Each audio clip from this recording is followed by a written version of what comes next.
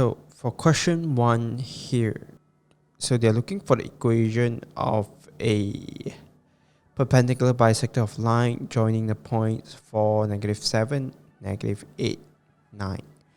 So as per usual, the first thing that I'm going to do is to identify the gradient, then the midpoint. Okay, the gradient, I'll be using the m original times m news formula equals to -1. And through that, I'm able to trace the gradient of my perpendicular line as 3/4. And from there, I substitute the midpoint into the x and y's position. I should get my c as 5/2. So the equation will goes by y equals to 3/x, 3/4x plus 5/2.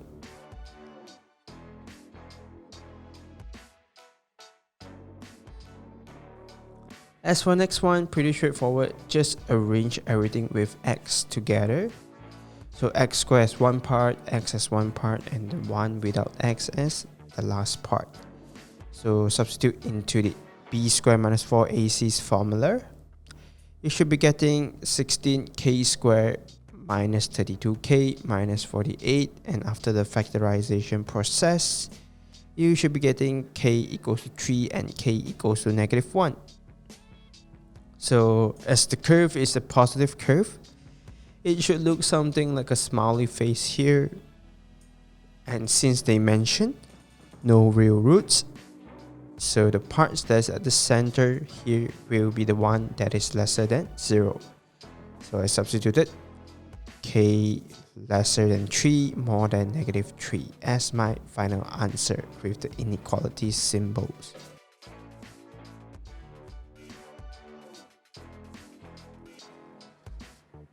As for question 3 here, alright, so first thing from the brackets, you should be able to identify x equals to -2, x equals to 1, and x equals to 6. Then the other thing to know how the curve is going, okay, is to substitute when x is 0. You should be able to identify your y as -12. So you will know how the curve went. So it looks something like this over here that I illustrated. It's not perfect, and if I'm the examiner, maybe I would deduct 1 mark over here because it doesn't look quite right.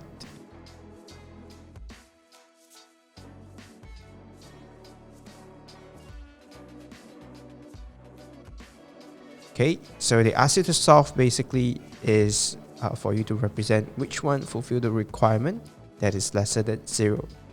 So it will be the range between 1 to -2, and also the results that's more than 6. Okay, so the reason why those are the parts that they are looking for, because they are looking for less than equals to 0. And those parts, okay, I used to shade and illustrate it over there so that you can understand it better.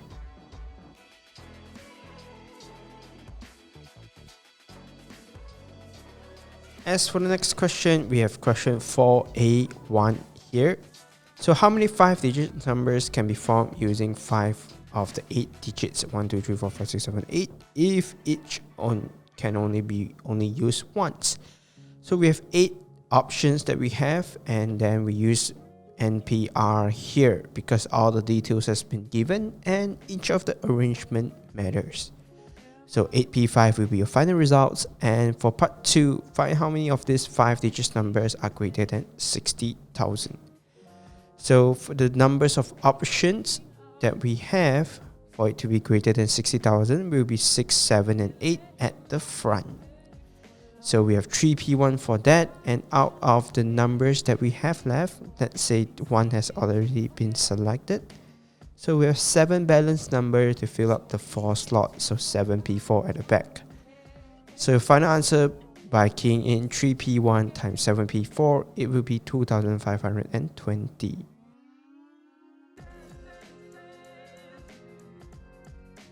As for part B, a team of 3 persons is to be selected from 4 men and 5 women.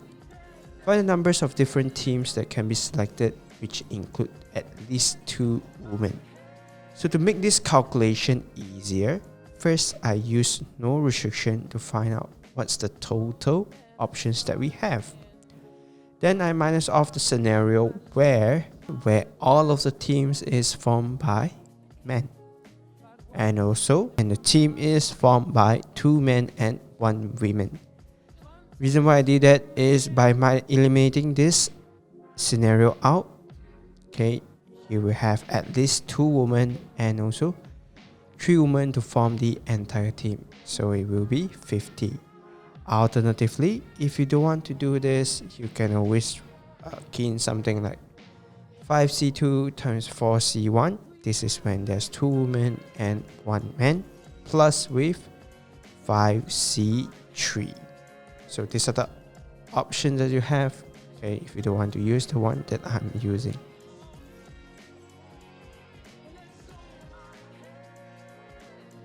As for part 5a, okay, so this part here involves rationalization. So 72 can be split into 36 times 2. As for 128, it can be split into 64 times 2. And through this, okay, you will get rid of the square root 2 that was repeating over there, and you will get 8 over 6, which results in 4 over 3 after the simplification process.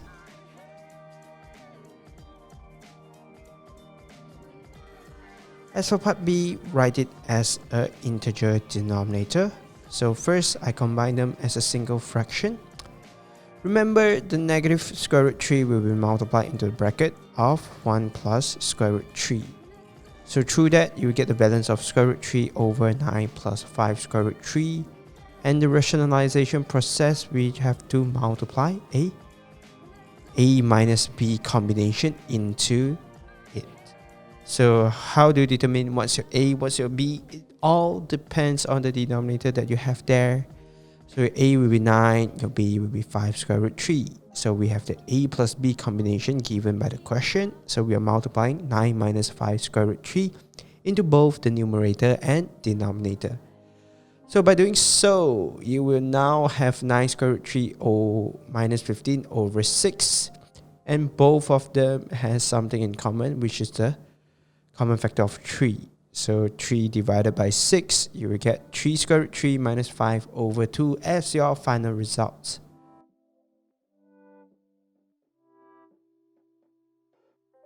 As for question 6 part A, okay, so this is a slightly tricky question.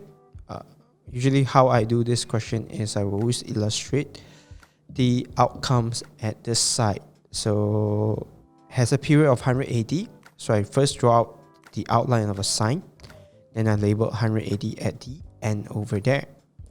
So as per usual, for us to calculate the period is actually 2 pi over b. However, since they're given us in degree, so I'll be taking 360 over b equals to 180.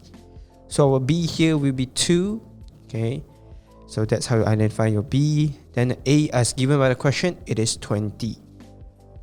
Alright, so however, the deal breaker for us to find the vertical translation is actually the coordinates that they gave us, the 90 degree and negative 3.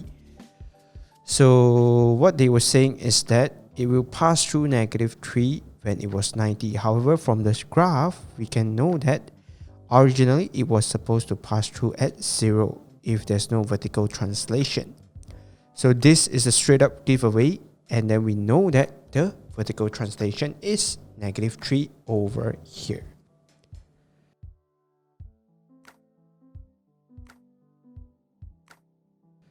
As for part B, alright, so first thing to take note, the amplitude will not take any effect here. Let's look at the period that they gave us here. Okay, so I illustrated a few. So for us to solve this question, I illustrated a few scenario over there. So we have y equals to tangent x. It looks something like this. This is the basic form. When the amplitude was adjusted to 3, okay, there will be no effect to the graph. However, when the vertical translation is -4, means the entire thing was being shifted downwards by 4 steps. Okay, so now I proceed with the periods calculation. So everything here is in degree, so pi over 2b will now be changed into 180 over b. Our b here will be 1 over 2, which is 360 in the final calculation. So this will affect the entire shape of the graph. It was being like stretched out. So the end point of this tangent curve will be 360, half of it will be 180. So I first labeled my -4 in the graph over there. Then let's say my y is 0 now. I will get 3 tangent x over 2 equals to 4. Get rid of the 3, you get 4 over 3. X over 2 equals to tangent inverse 4 over 3. Multiply the entire results by 2, you should be getting 106.26. So this basically helped me to know roughly where should I intersect the graph with, and your final answer should look something like mine over here. Okay, the overall idea should be the same, and these are the process that went through my mind when I'm drawing this graph over here.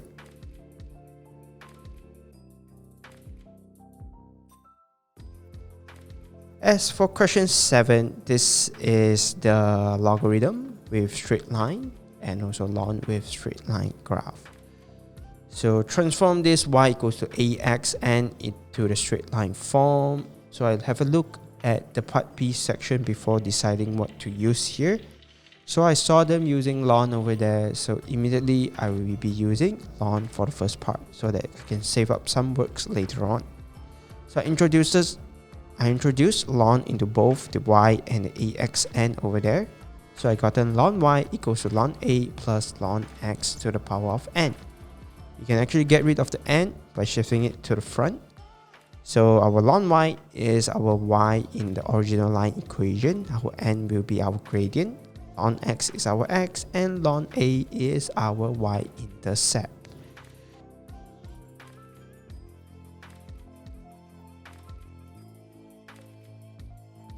So they say passes through the point. You can first calculate your gradient. Okay, and our gradient here will be 3 over 8. So immediately you know that your n is 3 over 8. And for you to find your a here, so for us to identify a here, okay, as given by the coordinates, the 0, 0.5 is actually y-intercept. So ln a equals to 0.5. Ln a can be written as log with a base of e. Okay, so e to the power of 0.5 equals to a, which is 1.65 approximately, or e to the power of 0.5 if we were to write it as it is.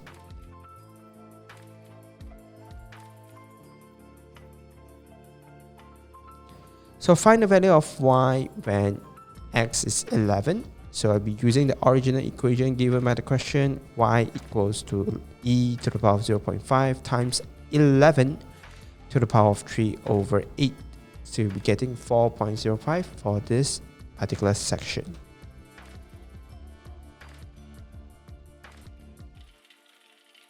Question 8, they ask you to differentiate this. So first thing to take note, the tangent and the sign is minus.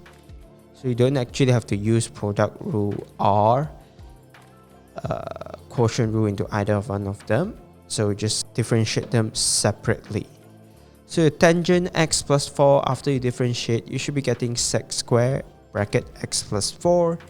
As for your -3 sine x over there, okay, after you differentiate, you should be getting -3 cosine x.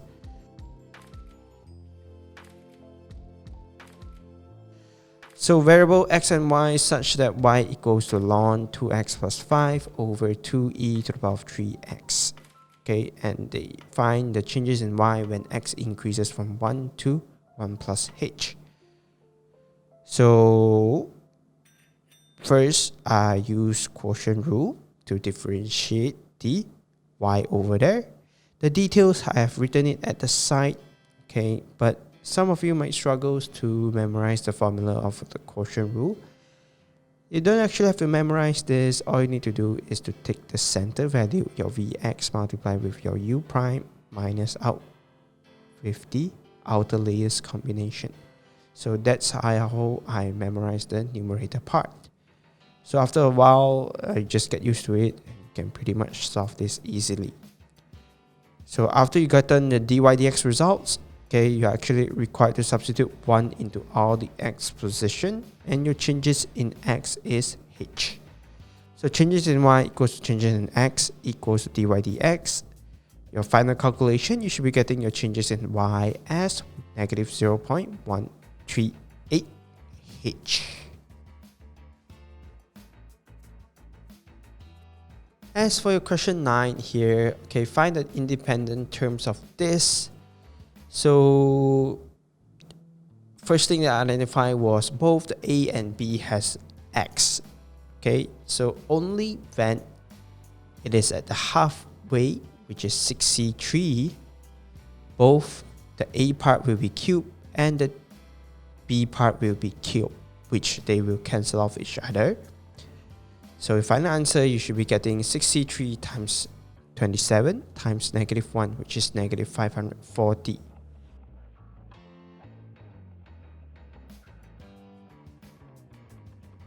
As for part B here, coefficient of x to the power of 4 is half the coefficient of x to the power of 6. So things to take note is that the coefficient here that they are referring to is from a different x value. So immediately when I run the calculation, I will straight up just change whatever that was originally x into 1. So you see me putting nc4 times 1 to the power of n minus 4 times 1 over 2 bracket to the power of 4 instead of x over 2 bracket to the power of 4. Because if you were to remain the x value over there, when you try to simplify, you have a balance of x squared. So that's not the situation that we wanted to see, because they are looking for coefficient only. Unless they're the same, then you are not encouraged. Unless the coefficient that they're comparing might be from the same, like x cubed, then you can write x cubed and remain unchanged. Otherwise, please just change it out at the first place. So it will equals to half. So you notice me multiply a 1 over 2 at the end of this equation. And you will have nc6 times 1 to the power of n minus 6 and 1 over 2 to the power of 6 over there. So the 1 to the power of anything will still be 1. That's why I first cross them off. And I substitute the part 2 formulas of the binomial expansion into the question here. And I cross off whatever that was repeating. So you should have 1 over 4 factorial times 1 over 16 equals to n minus 4 n minus 5 over 6 factorial times 1 over 128. So I shift off all value to one side, all the integers, and run the calculation to it. You should be getting 240. As I expand the n minus 4 and n minus 5, I'm getting n squared minus 9n plus 20. And after the rearrangement, you should be getting n squared minus 9n minus 220. After you factorize it, your n should be 20 and n equals to negative 11.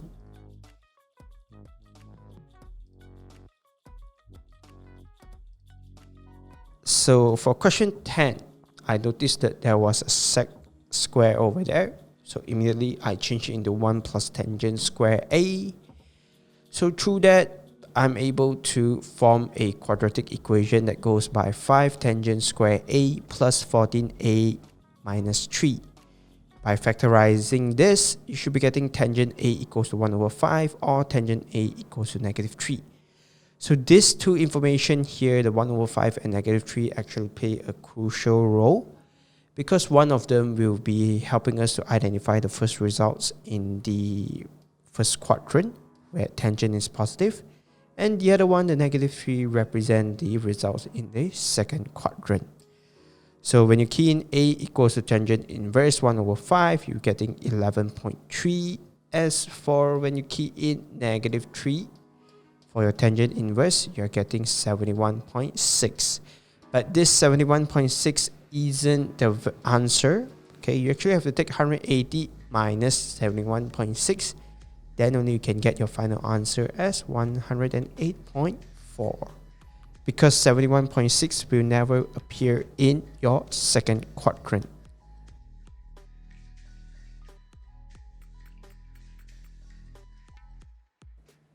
As for part B, okay, there's a trap here set up by the examiner. If you notice, the range now changed from using degree to represent it and transform into radian. So immediately you must change your calculator in the radian mode.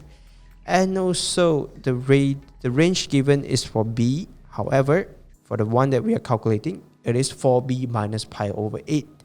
So actually have to incorporate this calculation into the range and update it as 7 over 8 pi and negative 9 over 8 pi.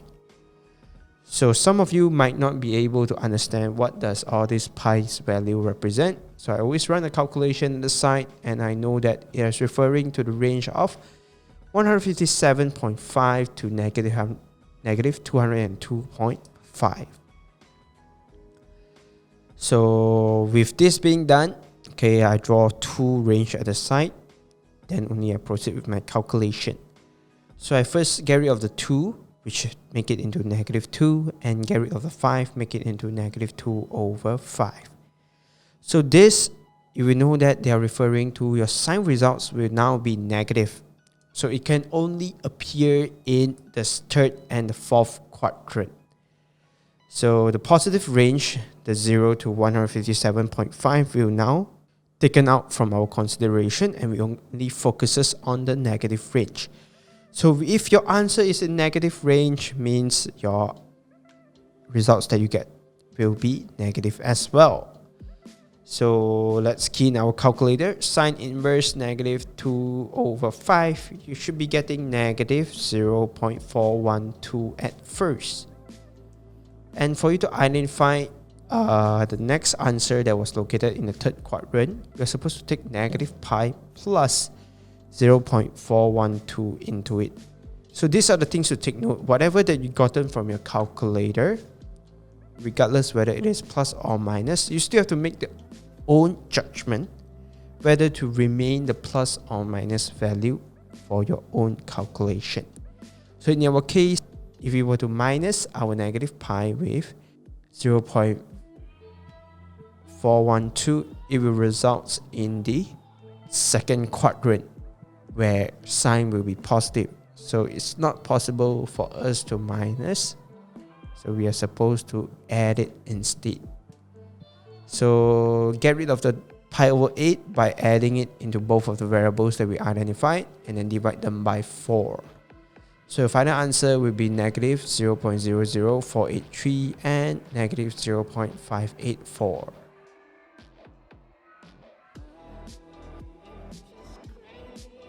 So for question 11, part A here, the key things for you to identify was the larger cone and smaller cone are somewhat similar.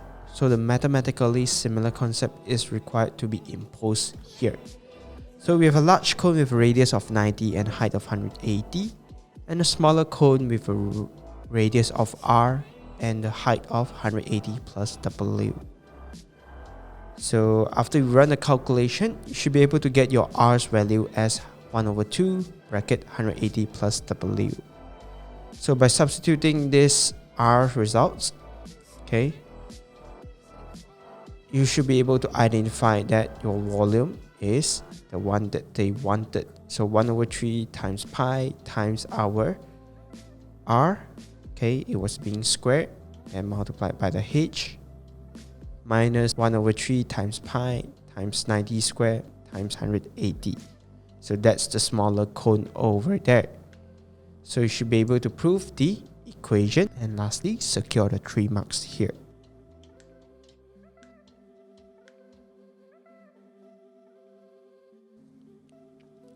As for part B, okay, the water is poured into the container at a rate of 10,000 centimeter cube per second.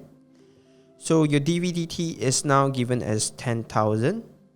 Okay, and our volume is the one that I transferred from the front, pi over 12, bracket 180 times 180 plus w to the power of 3 minus 486,000 pi. dVdw is the results that we gotten after we differentiate the results over there. Okay, the 486,000 pi will immediately be cancelled off, and you have a balance of 3 times pi over 12, bracket 180 plus w to the power of 2. So when your w is 10, your dV/dw is 9025 pi. However, the question is looking for dw over dt, which means the dV/dw that we gotten is required to be upside down. So it will be 1 over 9025 pi times with our dV/dt, which is 10,000 here. So you'll be getting 0.353.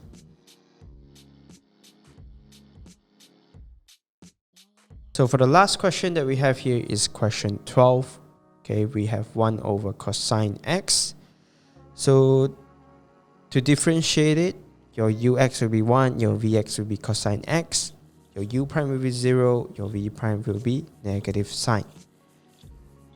So after the rearrangement, okay, 0 times cosine, you get 0 minus bracket negative sine. So you're getting positive sine over cosine square x. So you can split them up by writing it as sine x over cosine x times 1 over cosine x. That's how you arrange it in tangent x, sec x arrangement that the question wanted.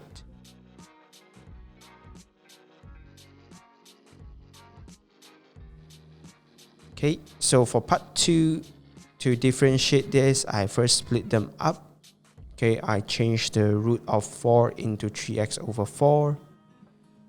I got rid of the 3 over there. And then you will notice the tangent x, sec x over there. So it can be transformed back into 1 over cosine minus 4 over 3e to the power of 3x over 4.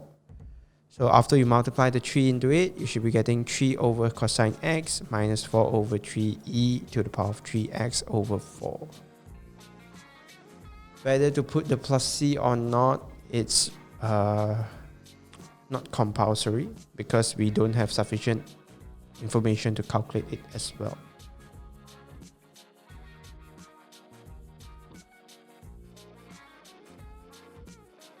As for part B, okay, so for the things that you notice here at first is you are integrating a fraction.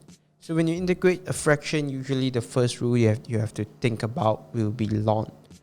So immediately you can change this p over px plus 10 into ln bracket px plus 10. So substitute 5 and 2 into it, you should be getting ln 2. So after you substitute everything, both sides will have ln now, where you can cancel them off. 5p plus 10 over 2p plus 10 equals to 2. P's final answer will be 10. So mainly they're assessing you whether you can integrate the fraction effectively or not. So that's pretty much it for this particular paper here. It's not really that hard. You should be able to solve it as long as your fundamental is strong. So if you have friends that are struggling to solve this paper, feel free to share this to them, and I wish you all the best in your upcoming examination. Thank you.